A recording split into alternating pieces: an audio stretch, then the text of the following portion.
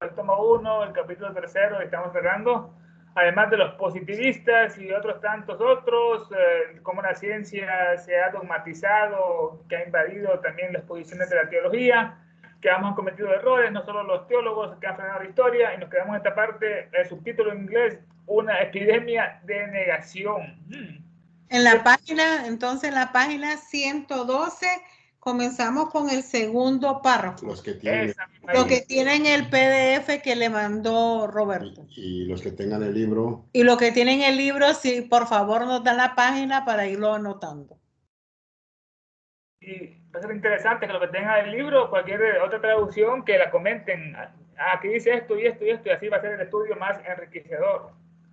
Perfecto. Roberto sí, ya hizo ese trabajo. Sí, no, y Ernesto nos va a leer sobre una traducción que él hizo, porque hay palabras aquí a veces, como es un español de España, entonces sabemos que acá por este lado tenemos un español un poco diferente y palabras más comprensibles en la forma que Ernesto lo tradujo. Entonces él nos va a leer de su traducción. Nosotros lo seguimos del texto que tenemos, ahí vamos de todas maneras siguiendo la misma idea. Gracias. Adelante, Ernesto. Excelente. Dice, ¿qué podemos hacer? Recordaremos el desagradable pasado, Inquisición, oscurantismo, quema de brujas, etc. Nos recordaremos de los eruditos científicos medievales que se confabularon, conspiraron con el clero para negar la teoría heliocéntrica, que la Tierra no es el centro del mundo, sino el Sol es el centro de nuestro sistema solar. Así que los científicos de esa época le tenían miedo al clero y se confabularon, conspiraron con ellos para decir que no era así, por miedo a dañar o herir un dogma eclesiástico. A Galileo Galilei, Copérnico lo decía, y le hicieron un gran juicio a Galileo en un campo urbano, y él tenía que decir que no, a jurar sobre la creencia. Al final dijo, y pur se mueve. Sin embargo, se mueve la Tierra, no es el centro del universo, no es una teoría totalmente de ese tipo. Por esto lo hacían los científicos para no dañar y herir un dogma eclesiástico, aunque la iglesia tenía todo el poder en aquella época, imprimían la moneda, el papa quitaba, mataba al rey, hacía lo que quería, hasta que Garibaldi y otros por fin le quitaron el poder, otros masones, Mazzini, Carbonarios, dice, debemos recordar cómo los eruditos conchólogos alguna vez negaron que las conchas fósiles encontradas, esparcidas sobre la faz de la Tierra, alguna vez estuvieron habitadas por animales vivos. Esto es interesante. La traducción del PDF está un poco más oscura esta parte. Aquí estamos tratando de los conchólogos, de los especialistas en las conchas, estos fósiles antiguos. Había una que están por todas partes del mundo, estas conchas que alguna vez estuvieron habitadas por animales vivos. O sea, si estaba la concha, ahí estuvo tal vez el ostión, estuvo la ostra, que era el animal vivo, ¿no? Y como estos fósiles son de miles de millones de años, se puede saber lo que era esta especie viva. Entonces, había unos que decían que negaban esto, unos grandes científicos de conchólogos que no decían que no, que las conchas nunca habían sido habitadas por seres vivos, y los otros lo contrario. Dice, alguna vez estuvieron estas conchas habitadas por animales vivos, era el pleito, la polémica, como los naturalistas del siglo XVIII, 1700, declararon que estas conchas eran más que meros facsimiles de animales, meras imitaciones. Por otra parte, en la doctrina secreta ya menciona estas conchas como una evidencia de las conchas encontradas en la costa norte de África, Marruecos, Argelia, eran idénticas a las encontradas en España y Portugal. Y ahí salió que ella decía que todo estaba unido antes que el Mediterráneo dividiera estos dos continentes. Y como estos naturalistas lucharon y se pelearon, batallaron y se insultaron unos a otros por estas venerables momias, o sea, las conchas, ¿no?, de la antigüedad, durante casi un siglo estuvieron batallando en eso, ¿no? Los que estaban a favor, que eran animales, y los que no. Hasta que Buffon resolvió la cuestión demostrando a los negadores que estaban equivocados, los que negaban la vida en la concha. Bueno, este Buffon, su nombre era Georges Louis, el conde Buffon, nació en 1713 en Francia, era un gran naturalista, zoólogo, botánico, biólogo, cosmólogo, matemático. Hizo una enciclopedia de 44 volúmenes, donde pretendía resumir todo el saber humano sobre el mundo natural. O sea, era un ilustrado este Buffon, que resolvió sobre las conchas, eran animales.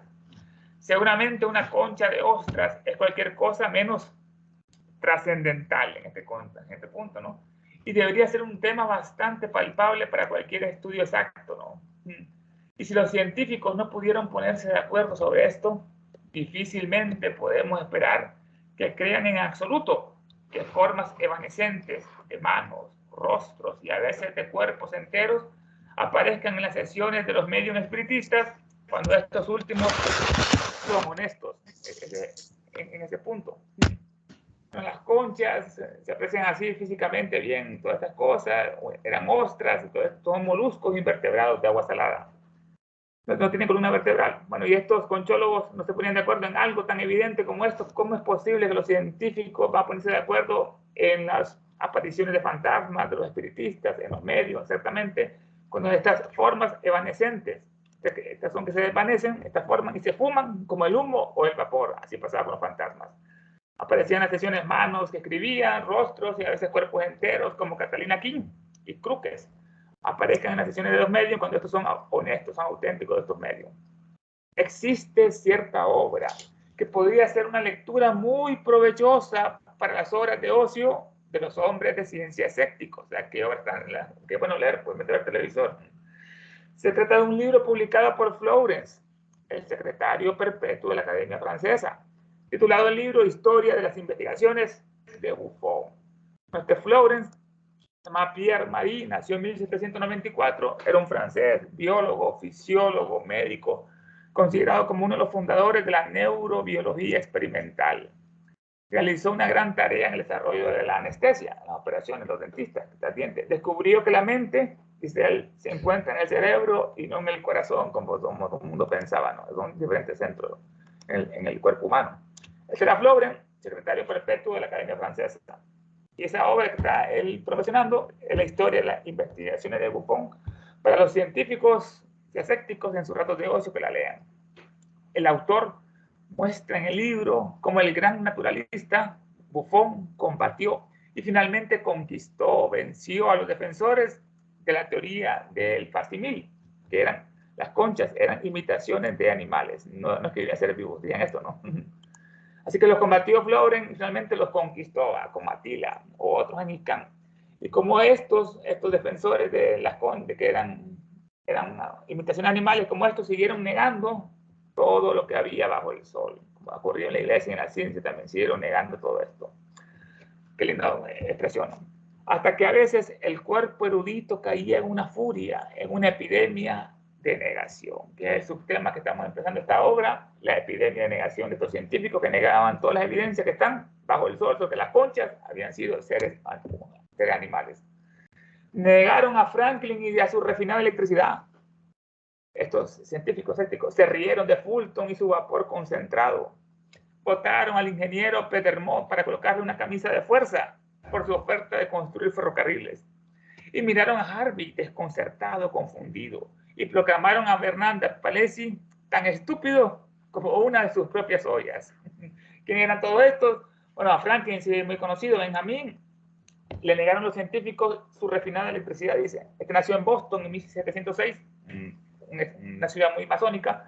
Político, polimata, científico, inventor, es considerado como uno de los padres fundadores de Estados Unidos, Jefferson y otro Washington. Encarnó el ethos del Made in USA, hecho en Estados Unidos, como un matrimonio de valores prácticos que él predicaba: ahorro, trabajo duro, educación, espíritu comunitario, instituciones autogobernadas, que son el espíritu de Estados Unidos, ¿no? Oposición al autoritarismo político y religioso, al papado, con los valores científicos tolerantes de la Ilustración. Es el más consumado estadounidense de su época, ese era Franklin, y el más influyente inventor del tipo de sociedad que Estados Unidos se iba a convertir. Ese era Benjamin Franklin, que también billete de 100. Negaron a Franklin y a su refinada electricidad. Se rieron de Fulton y su vapor concentrado. Este fue el que inventó las máquinas de vapor para hacer barcos. Además, Roberto nació en Nueva York, un gran ingeniero, empresario, inventor, desarrolló el primer barco de vapor. Se reían de él, todos estos científicos exactos, ¿no?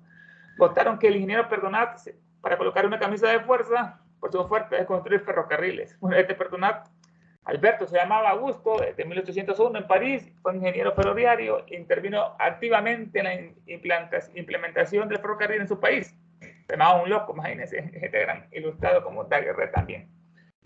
Miraron a Harvey, desconcertado, confundido. Este llamado William, nació en 1578, era un médico inglés que descubrió la circulación y las propiedades de la sangre, ¿no? Las plaquetas, los glóbulos blancos, rojos, y que todo procede del huevo que está dentro, del ovocito, del óvulo que fue fecundado. Este era Harvey, y todos estos científicos lo miraron confundidos, desconcertados, y proclamaron a Bernard de Palissy tan estúpido como una de sus propias ollas. Este Palissy nació en 1510 en París, era un célebre ceramista químico, físico, geógrafo, geólogo, polimata, biólogo, escritor, escultor.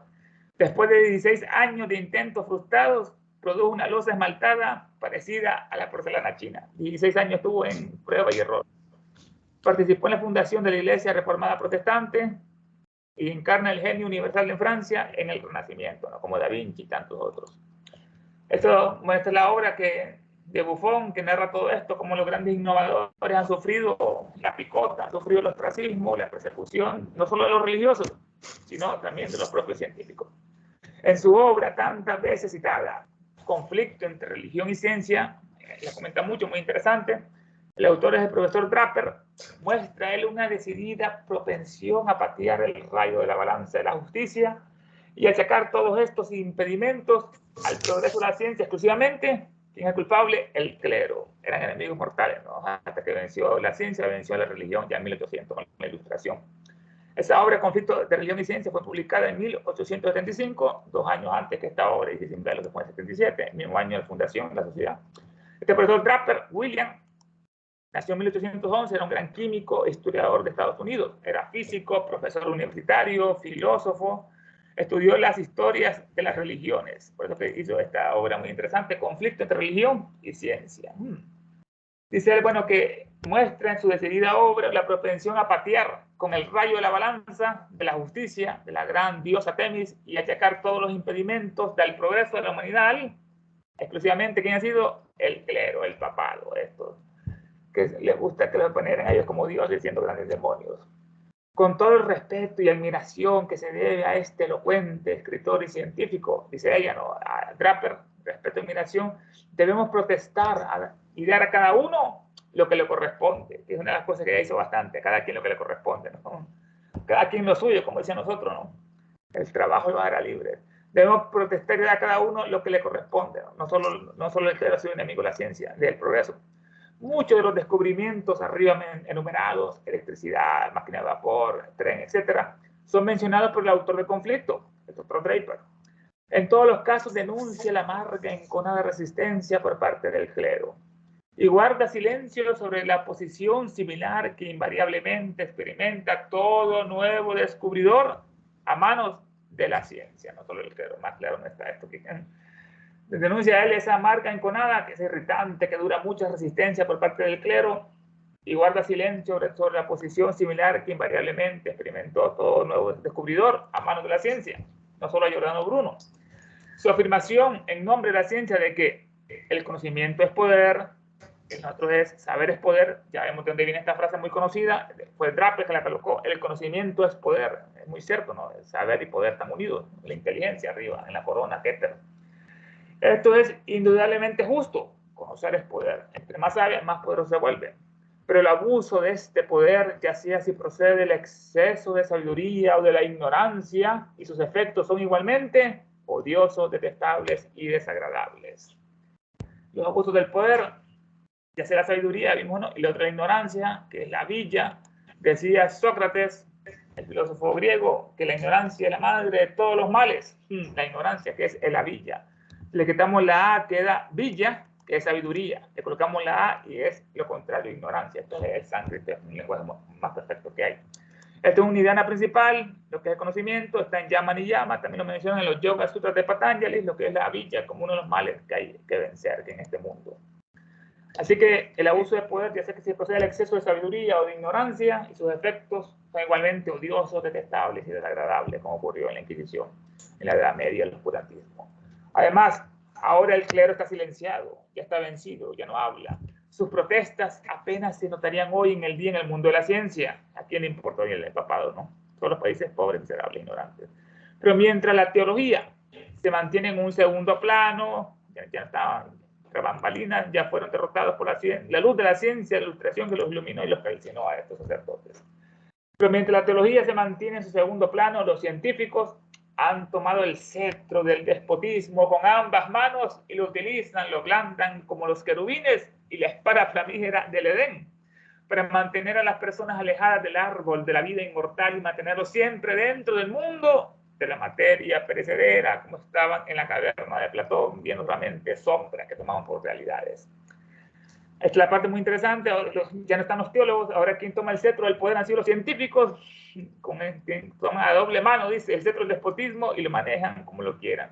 Los déspotas son que abusan de la autoridad para imponer su voluntad a los demás, abusadores, ¿no? En este sentido. Así que ellos blanden, como ya están sus enemigos vencidos, claro, tomaron el cetro y lo blanden a dos manos y lo utilizan como los querubines, según el mito, la creencia del Edén, que los expulsaron del Edén y pusieron un arcángel con una espada de fuego para evitar que vuelvan a entrar y probar del árbol que les hizo falta, que era de la inmortalidad. Probaron de la ciencia, el bien y el mal, y faltó para evitar que el hombre sea como uno de ellos, sea un Elohim, en este caso, en la traducción original. ¿Sí? Y utilizan ese cetro, el poder, como que los querubines y la espada de fuego, la flamígera del Edén, para mantener a las personas alejadas del árbol de la vida inmortal y mantenernos siempre dentro de este mundo de materia perecedera. Qué hermosa comparación con esos mitos de Edén, nos hace Gilena con los científicos, el cetro, materia perecedera. Dice, el editor del London Espiritualista, esta es una obra espiritista de Londres, en el tiempo había un periódico, la gente leía, no había televisor. El editor de ese periódico espiritista, en respuesta a una réplica que hizo el doctor Gully a la teoría de la niebla de fuego del señor Tyndall, niebla de fuego, observa que si todo el cuerpo de espiritistas no se está quemando, asando, rostizando vivo en Smithfield en el presente siglo, eso es gracias a la ciencia a la que estamos en deuda por esta coronada suprema misericordia. Ahora pasamos a analizar este relato en el periódico, estas críticas que hizo este doctor Gully. Se llamaba James Manby, nació en 1808, era un médico británico que nació en Jamaica, practicaba la hidroterapia o la cura del agua, como los esenios, que curaban con agua, con el baño, con agua caliente, agua magnetizada, como decía Dupoté. Este doctor se convirtió al espiritismo y estuvo presente junto con William Crookes en la manifestación de la tan conocida fantasma Catalina King, que la parecía Crookes, un gran científico físico químico de su época, que inventó el tubo de rayos catódicos, que después de ahí se dio el televisor, gracias a ese gran químico que se volvió espiritista, William Crookes. Bueno, observa este editor de que si todo el cuerpo de espiritistas no se está quemando, asando, rostizando vivo, como pasó con Juana de Arco, en Smithfield, un barrio de Londres, en el presente siglo, si nos están quemando todos estos espiritistas, es solo gracias a quién, dice él, a la ciencia, ¿no? A la que estamos en deuda por esta coronada suprema misericordia. Bien, dice Elena. Admitamos que los científicos son indirectamente benefactores públicos en este caso, benefactores, ¿no? En la medida en que la quema de eruditos ya no está de moda, ya pasó hace unos tiempos, ¿no? Quema de brujas, o lo que pasó ahí en Massachusetts, epidemia. Bueno, si en la medida en que la quema de eruditos ya no está de moda, pero es injusto preguntar si la disposición manifestada hacia la doctrina espiritista por Faraday, Tyndall, Huxley, Agassiz y otros no justifica la sospecha de que si estos eruditos caballeros y sus seguidores tuvieran el poder ilimitado que alguna vez tuvo la Inquisición, los espiritistas no tendrían motivo para sentirse tan tranquilos como ahora. La pregunta que nos hace aquí en este punto. Nos menciona todo esto, es injusto preguntar si la exposición manifestada por estos científicos, que eran bastante negativas de ellos, por ejemplo, Faraday, que inventó una máquina para detectar fraude, Michael Faraday, nació en 1791, un gran científico británico, estudió electromagnetismo y electroquímica. Es uno de los científicos más influyentes de la historia. Todo esto era Faraday. Tyndall ya se ha mencionado en otras partes, el gran erudito, que era comparado a uno de los mayores científicos que había en Londres, en Inglaterra, en la Unión de Gran Bretaña. Y Huxley, bueno, también se menciona mucho, Thomas Henry, era un inglés biólogo que nació en 1825, era filósofo especializado en anatomía comparativa, le decían el bulldog de Darwin porque protestaba fervorosamente a la doctrina negativa de que el mono que viene el ser humano, que decía Darwin en su origen de las especies. Y Agassiz, que no es muy conocido, se llamaba Jean-Louis Rodolfo, nació en Suiza, 1807, era un naturalista, especializado en anatomía comparada. Era paleontólogo, glaciólogo, geólogo, zoólogo, médico, profesor, botánico, climatólogo, experto en el estudio comparado de los peces. Ese era Agassiz. Y todo esto, sí, no es injusto preguntarse si la disposición manifestada tan negativa hacia la doctrina espiritista por estos científicos nombrados y otros no justifica la sospecha de que si estos eruditos caballeros y sus seguidores tuvieran el poder ilimitado que alguna vez tuvo la Inquisición, los espiritistas no tendrían motivo para sentirse tan tranquilos como ahora. No, si tuvieran ese poder, no quemar a gente. Incluso, decían, para que no derrame sangre, los quemaban. Incluso suponiendo que no debieran quemar a los creyentes en la existencia de un mundo de los espíritus. Hay que quemarlo, ¿no? Siendo ilegal esto, ¿no? Incinerar vivas a personas. Que sarcasmo, ¿no? ¿No enviarían estos científicos a todos los espiritistas que pudieran al hospital psiquiátrico de Beckland? La pregunta que sería, ¿no enviarían ahí todos estos seguidores de Para y Agassiz y el otro? No nos llaman monomaníacos incurables, tontos, alucinados, adoradores de fetiches y otros nombres característicos similares, así los llaman los científicos, los espiritistas, ¿no? Monomaníacos, que tienen obsesión por una idea determinada, los espíritus, que es recurrente, tontos, alucinados, adoradores de fetiches. Bueno, fetiches son formas de creencias o prácticas religiosas en la cual se considera que determinado objeto tiene poderes mágicos o sobrenaturales, como los tótem o cosas así. Y otros nombres característicos similares no nos llaman así, monomaníacos, tontos, alucinados. Realmente no podemos ver qué podría haber estimulado hasta el punto la gratitud del editor de este periódico de Londres, espiritistas, por la benévola tutela de los hombres de la ciencia. La pregunta, ¿serán enemigos? Claro, la ciencia contra los espiritistas, porque este editor está tirándole rosas a estos científicos, ¿no? No podemos ver qué podrían haber estimulado hasta el punto la gratitud de este editor de London espiritualista por la benévola autoridad de los hombres de ciencia. Creemos que el reciente proceso judicial contra Lancaster, Donkin y Slade en Londres debe por fin abrir los ojos a los espiritistas esperanzados y mostrarles que el materialismo obstinado es a menudo más estúpidamente intolerante que el mismo fanatismo religioso. Este proceso fue muy conocido, el proceso de Lancaster, Donkin y Slade. Este Lancaster era se llamaba Ray, nació en 1847, era un británico naturista, zoólogo, que investigó junto al otro, a Donkin Bryan, los fenómenos del medium Slade, al cual supuestamente encontraron que estaba haciendo fraude a Slade, por lo cual lo llevaron a juicio. Y Slade aprovechó y huyó a los Estados Unidos y no regresó ahí. Lancaster, Donkin, se viró eso como, bueno, otra persecución que hacían a los espiritistas medios. Donkin, el amigo aquel, Sir Horatio, nació en 1845, médico británico, criminólogo, profesor de medicina, investigó junto a Ray la exposición de los espiritistas. Y el último era el acusado, Slade, que él lo menciona, Olcott en hojas de un viejo diario. Thomas Henry, nació en 1825, era un célebre medium de Estados Unidos. Actividad que convirtió en su medio de vida, se cobraba, tanto en Europa como en Estados Unidos. Era conocido como el medium de escritura de pizarra. Unos dicen que escribía con el pie debajo de la mesa, había aprendido a escribir con el pie y así la pizarra traía el mensaje. En 1876 fue sentenciado a 3 meses de prisión por el escándalo por el fraude de la pizarra en Londres, con los dos antedichos Lancaster, pero huyó a Estados Unidos, a Donkin y Lonkin. Creemos que el reciente proceso judicial contra el medium Slade por Lancaster y Donkin debe por fin abrir los ojos a los espiritistas esperanzados después de la ciencia buena y mostrarles que el materialismo obstinado, como la teoría científica, terco, que se mantiene una postura errónea, a sabiendas que hay otro punto de vista que está equivocado, para mostrarles que el materialismo obstinado es a menudo más estúpidamente intolerante que el mismo fanatismo religioso. Una de las producciones más ingeniosas e inteligentes de la pluma del profesor Tyndall es su cáustico ensayo sobre Martigny y el materialismo. Vamos aquí a analizarlo, ese Martigny en este caso, pero hay un poco de eco. Voy a agarrar un poquito del micrófono, vamos a activarlo. Estamos en la parte, una de las producciones más ingeniosas e inteligentes de la pluma del profesor Tyndall es su cáustico, su mordaz ensayo sobre Martigny y el materialismo. Martigny se llamaba James, nació en 1805, era un filósofo religioso, durante 45 años fue profesor de filosofía mental y moral y de economía política. Era considerado como el más grande de los pensadores vivos de su época, Martigny.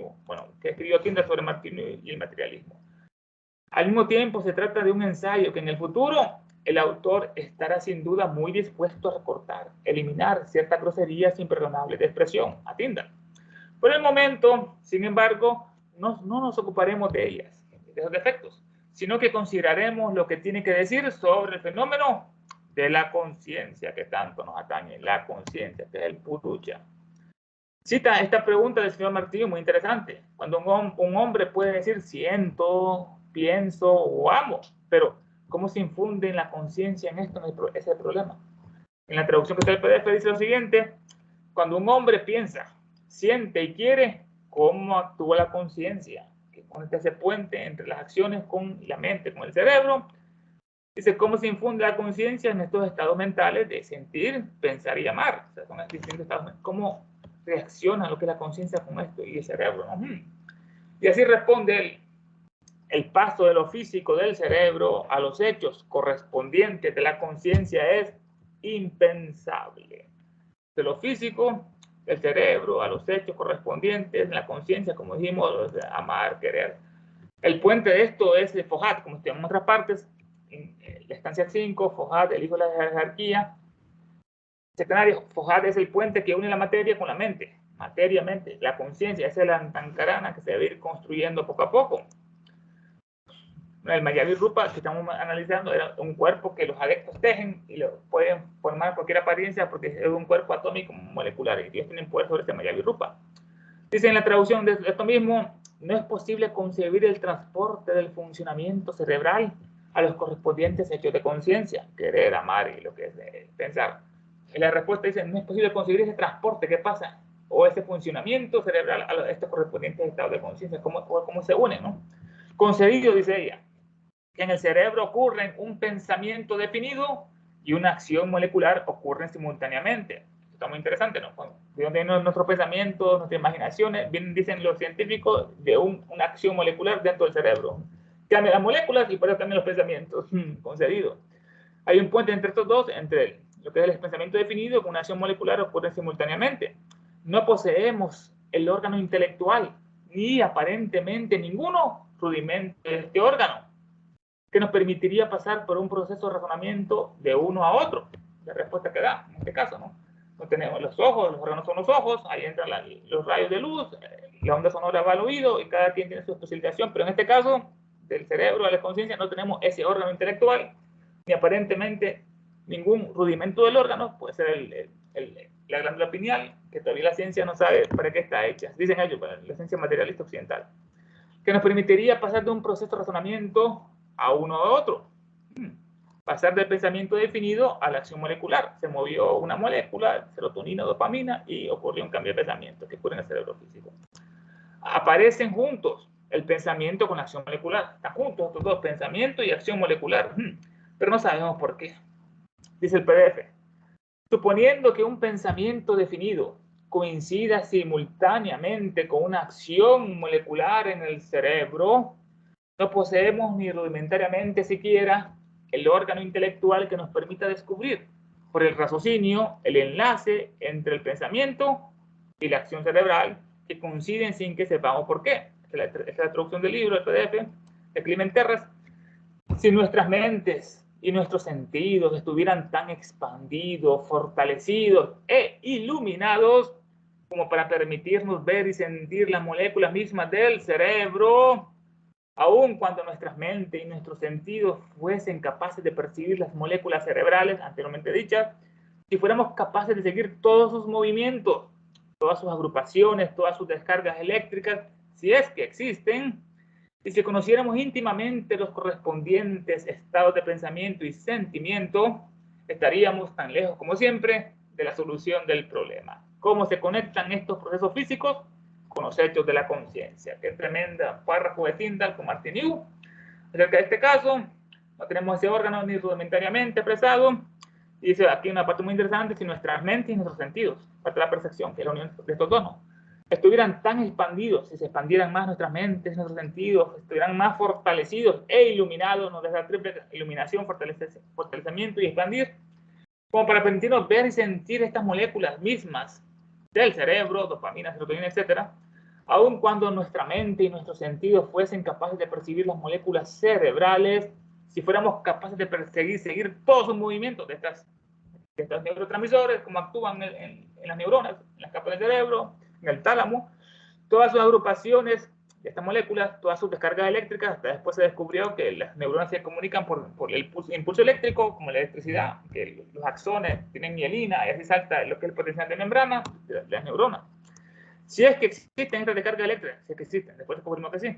Y si conociéramos íntimamente estos correspondientes estados de pensamiento y sentimiento, estaríamos tan lejos como siempre de la solución del problema. ¿Cómo se conectan estos procesos físicos con los hechos de la conciencia? Es lo que la ciencia no puede saber. No creen que Foucault es el puente donde transitan, cruzan las ideas y se materializan como leyes de naturaleza. Eso dice Foucault en la doctrina secreta. Es el puente donde las ideas van del mundo espiritual y se transforman en leyes en la naturaleza cuando cruzan ese puente de Foucault, ese Antancarana que corresponde a nuestra constitución sectenaria. Dice Tyndall, el abismo entre las dos clases de fenómenos seguirían siendo intelectualmente intransitables, infranqueables. Ese abismo entre la materia y el espíritu, vamos el puente que hemos mencionado, Foucault, Antancarana, relación de estos procesos físicos con los hechos de la conciencia. Es decir, el abismo entre estas dos clases de fenómenos seguirían siendo intelectualmente intransitables e infranqueables. Tyndall, fragmentos de la ciencia. No sé, hermanos, ¿qué les pareció, hermano, el estudio, pensamientos, opiniones sobre esto?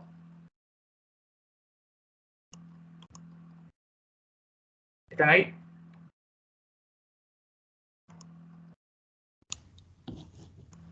Sí, ¿me escuchan? Ahora sí. Sí, te escuchamos. Adelante. Soy Pedro, ¿me escuchan? Sí, Pedro, adelante. Sí. Todo este torrencial de información en cascada me lleva a mí a los anales del estudio sobre estudios parapsicológicos, los estudios criminalísticos, incluso médicos, porque aquí se mencionó entre muchos a Dupotet, a Apos, a Faraday, quienes hablaron en su momento que las cargas eléctricas, electromagnéticas que despide el cuerpo humano no eran tanto como el ADN, es decir, la impregnación de los telómeros en las cosas que se tocaban, en los materiales, en la materia misma. Esto a nivel policíaco, pues para hacer dactilogramas se sacaban muestras, se sacan todavía, para rastrear a una persona, pues se utilizan a los perros que tienen esa facultad de en una prenda localizar a una persona determinada.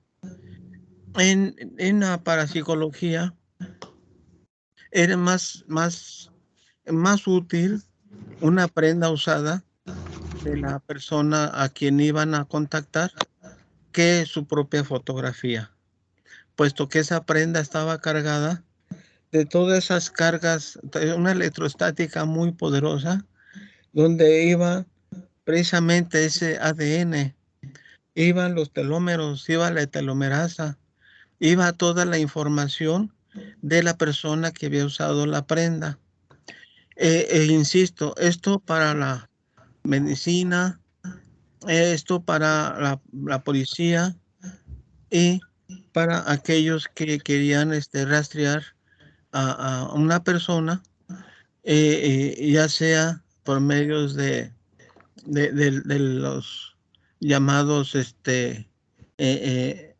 pues si no psíquicos, sí personas que se dedicaban a todas estas cargas, todas estas evidencias de energías que despide un ser humano, poderlas rastrear para localizarlo y saber de él, de esa persona.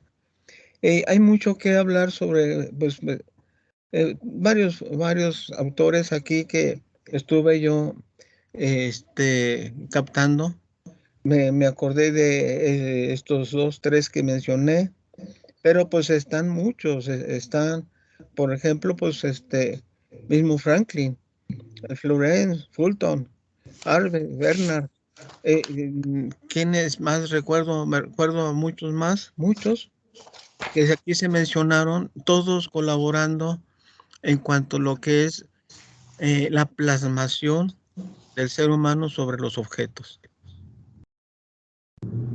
Hay mucho que hablar de esto, no más que no me quiero extender, pero me trajo a la memoria muchos autores que fueron muy útiles tanto para la policía, tanto para los parapsicólogos, para la medicina incluso, ¿verdad? Porque en la medicina se utiliza mucho, se habló de una sinapsis de qué, de energías, ya no tanto neuronal, la sinapsis de las neuronas con las aferentes y los neurotransmisores, sino una sinapsis general en todo el cuerpo. Muchas gracias. Gracias, Pedro. ¿Algún otro comentario? Pablo, adelante. Solamente para los que estamos escuchando de la traducción que usó Ernesto, vamos a encontrar, bueno, algunas cosas como él está hablándonos de todas las referencias, pero hay cosas que él nos explicó y que nos habló que están en el Easy Sin Velo de inglés. Y en la traducción que tenemos en español hay palabras o frases que están omitidas. Me imagino que en el tiempo que se hizo la traducción al español, no querían traducir exactamente las palabras que usaba Blavatsky, como la palabra de estúpidos o de estupidez y todo eso. En la traducción de nosotros no tenemos esas palabras, las escuchamos de Ernesto, no eran de él ni de lo que estaba a lo que se estaba refiriendo de las referencias. Son cosas que aquí se cambian por palabras diferentes en el texto que tenemos, no sé en los libros. Por ejemplo, ya para terminar y darles una muestra y para, si me está escuchando Ernesto, al final del segundo párrafo que leímos, en el texto que tenemos del PDF, está omitida una frase completa que Ernesto ahí no la puede decir nuevamente, cuando dice, habla de una olla podrida, ¿verdad? O algo así.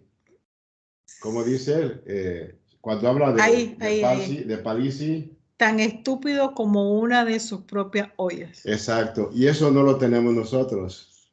Por eso aquí sabemos que se están haciendo muchas traducciones, porque las traducciones que se hicieron al español se omitieron y se cambiaron varias cosas. Por ende, Ernesto nos está haciendo el favor de leer de la parte que él ha traducido. Muchas palabras son las mismas, diríamos hay sinónimos, ¿verdad? Más comunes, pero solamente quería mencionarles eso de que hay frases que se omiten en la traducción del español que tenemos nosotros. Pero qué bueno que Ernesto está traduciendo y que él nos lea de su traducción. Medio nos perdemos un poco a veces, pero podemos encontrar en algunas frases o palabras, podemos descubrir dónde está leyendo él, aunque muchas son las mismas, ¿verdad? Las mismas palabras y frases, especialmente los nombres de todos estos nombres que se mencionan aquí. Eso era todo, ¿no? Pero para tener en cuenta de que hay cosas que fueron, y vamos a encontrarnos muchas cosas omitidas a través de este libro, ¿verdad? Si revisamos el de inglés, en el de inglés no están, o sea, están omitidas en el de español, porque el de inglés que tenemos es el Easy Sin Velo original de Blavatsky, ¿verdad? Por eso. Y es el que está también en PDF en inglés, que mucha gente que no habla inglés, pues no tiene acceso a eso. O bueno, no pueden leer, ¿verdad? Era todo, gracias. Gracias. ¿Alguien más que quiera comentar?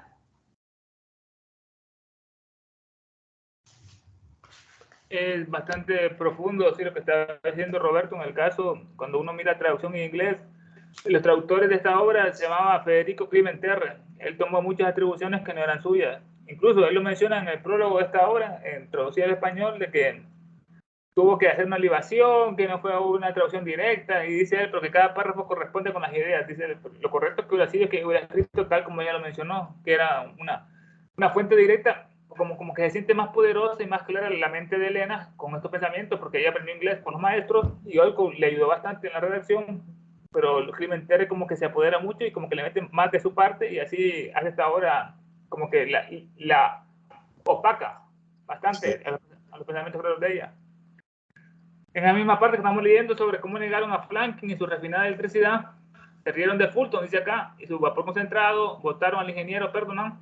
Aquí en español, en el PDF, todo lo meten en un mismo saco. Dice aquí de repente, no sé si lo pueden ver ahí. Y se rieron sarcásticamente de los experimentos eléctricos de Franklin, de las tentativas de Fulton, de los proyectos ferroviarios de Perdonat, de las nuevas orientaciones de Harvey y de las heroicas pruebas de Palissy. Hasta ahí llegó. A todo lo metió en un mismo saco y no le hizo esa diferencia. Sí. Como decía Roberto, la olla podrida de Palissy, y lo otro, sus orientaciones de Harvey, es otra parte.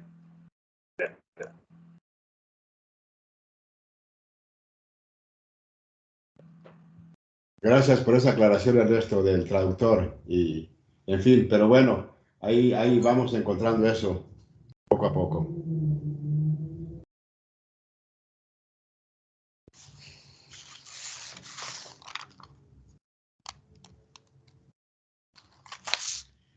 En el tercer párrafo, en lo que claro, cubrió bastante Ernesto también, en la frase, ¿verdad?, que tenemos aquí en el de nosotros, al lado izquierdo, a la mitad del párrafo tercero que leímos, donde dice, saber es poder, ¿verdad?, o el conocimiento es poder.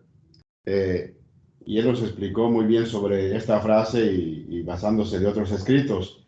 Y es lo que sucede, el estudiante de teosofía se va dando cuenta de cómo estas frases van cambiando significado. Porque lo que entendíamos de que el conocimiento es poder, diríamos hace 10, 30, 20 años atrás, ahora con el estudio de la teosofía, los meses o los años que tengamos estudiando, sabemos que ahora el conocimiento ha cambiado, o el saber, ¿verdad? Como a veces escriben unos. Por ende, el poder que tenemos, esencialmente o siempre tenemos el mismo poder a nuestra disposición, ¿verdad? Pero no estábamos, diríamos, enterados o conscientes de todo el poder que tenemos. Claro, esto lo vamos descubriendo gradualmente, no es que de repente ya somos altos magos, ¿verdad? O autoconsciente.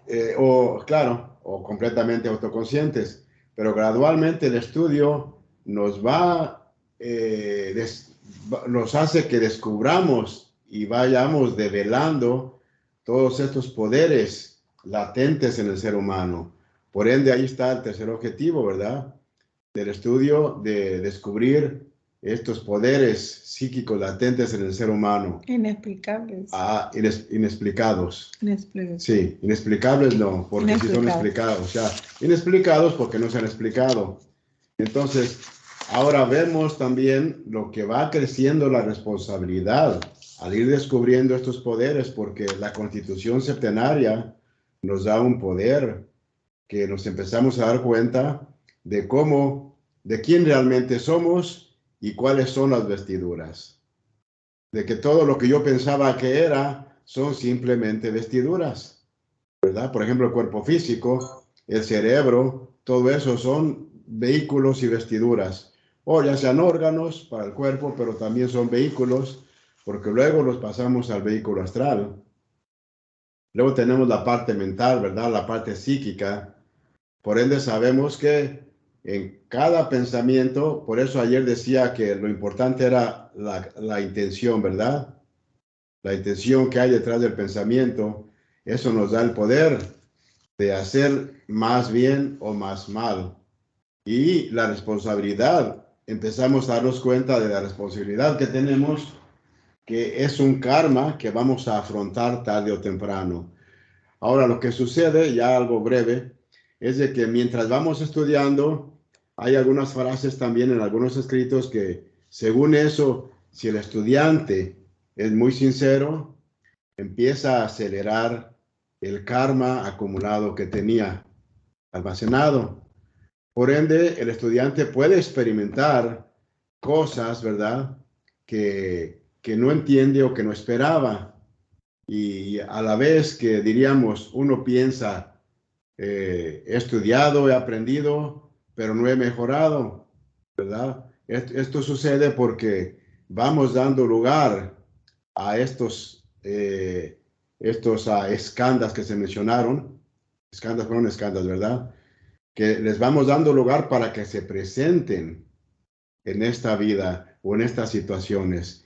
Por ende, es un karma acumulado que se empieza a quemar, pero porque nosotros empezamos a abrirle campo, a darle campo para que vaya surgiendo todo eso con el aprendizaje, con el comportamiento. Por ende, es bueno estar siempre unido a un grupo, porque la unión, como dice la frase, la unión hace la fuerza. E incluso hay una parte donde Blavatsky dice que un estudiante del ocultismo, si se lanza solo al estudio, es mucho más Peligroso. difícil y puede ser más peligroso que cuando se une a un grupo de estudio, porque así puede entonces aprender, escuchar a los demás, ver las ideas, compartir y aprende mucho de los demás.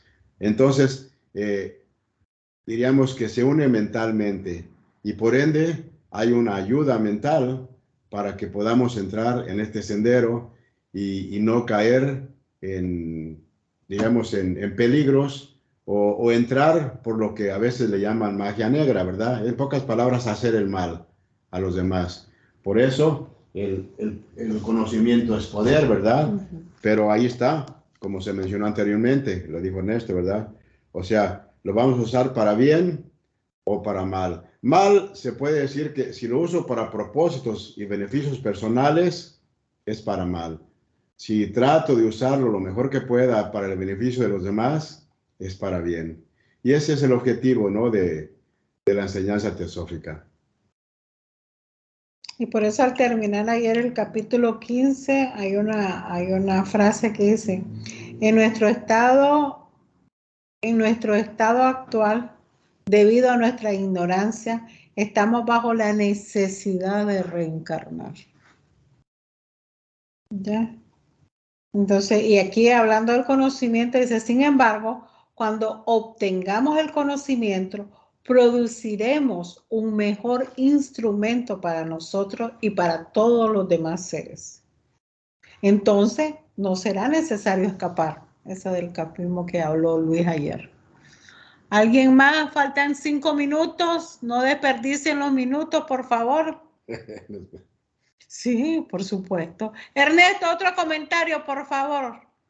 Interesante lo que decían, así más o menos, hermano, de que es como caminar al filo de la navaja, dice ella. Podemos caer en cualquier momento a la izquierda o a la derecha, que es el camino.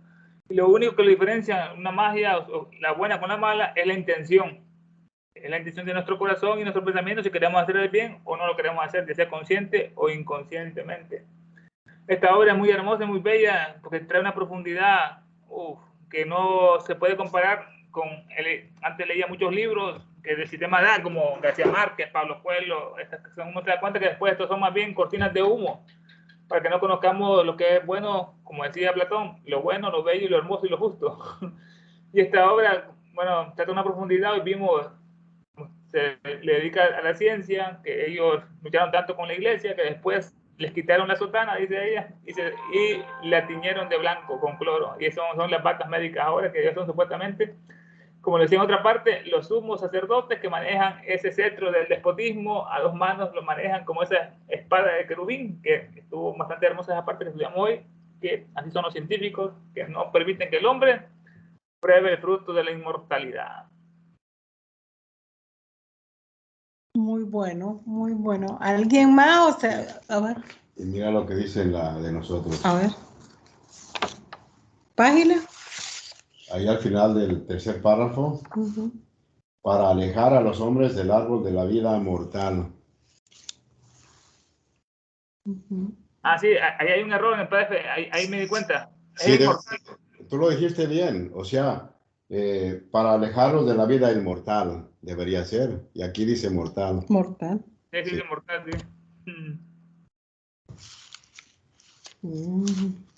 Bueno, estamos, tal vez se mejora. Esperemos mejorar la vida inmortal. Exacto. No, y también creo que fue en la clase de ayer dijeron quiénes eran los mortales y quiénes eran los inmortales. Sí. Sí, ayer Sí. leímos eso. Sí, no, sí. Y se entiende, ¿verdad? Lo inmortal y lo mortal. Sabemos que lo mortal es siempre la forma. Nosotros, en esencia, somos inmortales. Había un estudiante aquí, mayor de edad, que ya falleció, que le gustaba decir que estos son estudios para nosotros los inmortales. Porque sabemos que en esencia somos inmortales. Claro, también verdad que dice hay que ganarnos la inmortalidad, ¿verdad? No es nada más de saber y pensar que somos egos inmortales, ¿verdad? En esencia somos inmortales, pero pudiésemos perder la inmortalidad, claro, a través de muchas eras,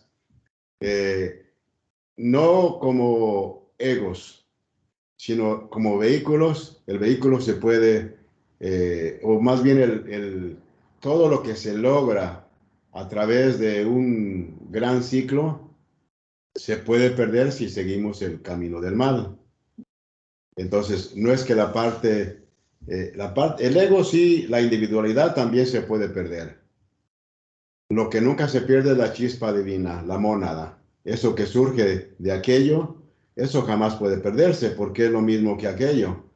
Pero lo que en teosofía se le llama individualidad es la adquisición de experiencias a través de muchos manvántaras, o sea, de muchos ciclos enormes.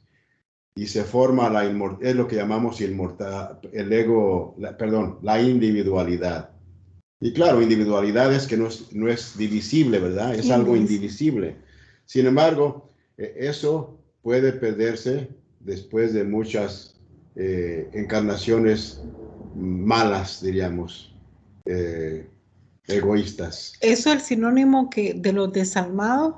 Eso es, hay un Porque artículo de desalmados. hay una parte que dicen que a Madame Blavatsky la sacaban un cochecito y llegó llorando y le preguntó, ay, se me fue el nombre, ¿quién la cuidaba? Bueno, ¿quién la cuidaba? Se me fue el nombre. Y dice que era porque miraba muchas almas que se podían perder, muchos seres que se podían perder. Sí. Es más o menos, dice así, cuando ella llegó a Nueva York por primera vez, quedó asustada, aterrada por la cantidad de hombres desalmados que miraba por todas partes. Sí. Sí, ahí. Y Porque lo podía ver por su clarividencia, que tenía la capacidad de ver. Y también por la mirada. Si se nota que una persona es buena o se ha endemoniado, o se ha perdido el alma, como decía ella, desalmado. Y dice, no, esto no creas que son excepciones. No, hay una parte que dice, no crean que solamente son excepciones. Bueno, chicos, agradeciendo a todos los... Dulce, adelante, Dulce, por favor. Sí, no, precisamente con respecto a lo que acaban de decir, acá me llamó mucho la atención lo que dice es Martiniu. Dice, pero dejando por de pronto esto aparte, fijémonos en lo que dice sobre la ciencia. En boca de Martiniu, pone la pregunta siguiente. Cuando un hombre piensa, siente y quiere, ¿cómo actúa la conciencia? Y responde, no es posible concebir el transporte del funcionamiento cerebral a los correspondientes hechos de conciencia, suponiendo que un pensamiento definido coincida simultáneamente con una acción molecular en el cerebro. No poseemos ni rudimentariamente siquiera el órgano intelectual que nos permita descubrir por el raciocinio el enlace entre el pensamiento y la acción cerebral que coinciden sin que sepamos por qué. Aun cuando nuestra mente y nuestros sentidos fuesen capaces de percibir las moléculas cerebrales, de atisbar todos sus movimientos, agrupaciones y descargas eléctricas, si acaso las hay, aunque conociéramos perfectamente su correspondencia con los pensamientos y emociones, no podríamos resolver el problema como el proceso fisiológico que enlaza con los hechos de ciencia. Conciencia, de la conciencia. La de conciencia, perdón. Conciencia. La nada entre ambos fenómenos quedaría tan intelectualmente infranqueable como antes.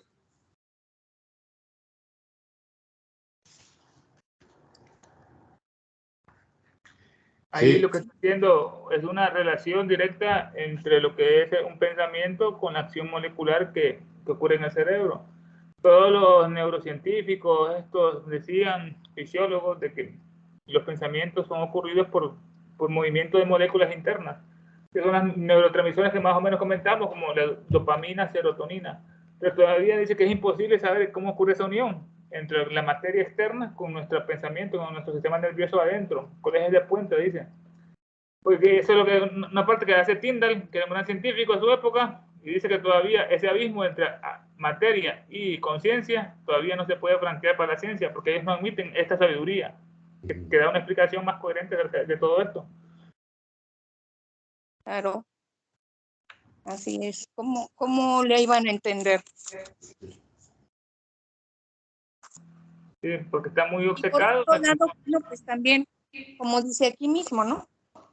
Todo esto obedecía también a muchos intereses, como los de la iglesia, ¿no?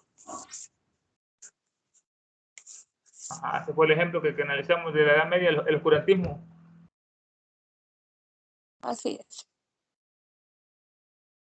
Pues ni tan de la Edad Media, porque todavía. Sí, sí. Todavía. Eso era todo, gracias. Gracias a ti, Dulce. ¿Alguien más o cerramos? No hay problema si se quieren seguir. Aquí estamos muy cómodos y ustedes en casa también. Gracias. A ustedes. ¿Alguna otra pregunta, Dulce? Que tienes el micrófono abierto. No, nena, ya nada. Gracias. Ok, entonces si no hay nada, cerramos agradeciéndole a todos los participantes, aunque los que están calladitos, pero nos manda siempre esa energía para seguir adelante. Y a Ernesto, y los calladitos como Luis, Roberto, Giselle, Pedro, Joana, Ana. Gracias a todos, buenas noches. Gracias, buenas noches. Buenas noches. Gracias, Roberto. Gracias a todos. Gracias a todos. Buenas noches. Buenas noches.